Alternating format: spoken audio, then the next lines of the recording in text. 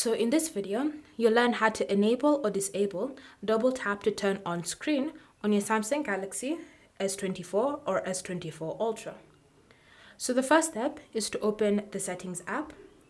And once you've opened Settings, you then want to scroll and select Advanced Features. From here, tap on Motions and Gestures, and then you should see double tap to turn on screen with a toggle next to it. So currently it's enabled, which is why whenever my screen is dark like this, because it's been turned off, if I ever want to turn it on, I can just double tap and the screen will come on like that. And I can easily just check the time, the date, or even the battery percentage my phone is on.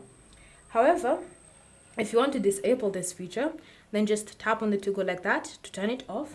And once it's been turned off, whenever you go to double tap on a turned off screen, it will no longer come on. All that will appear is the always on display if you have this feature enabled. And so if you wanted to turn it on again, just tap on the toggle and it will be turned on.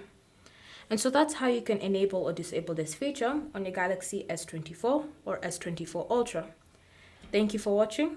If you have any questions or comments, leave them down below and we'll get back to you.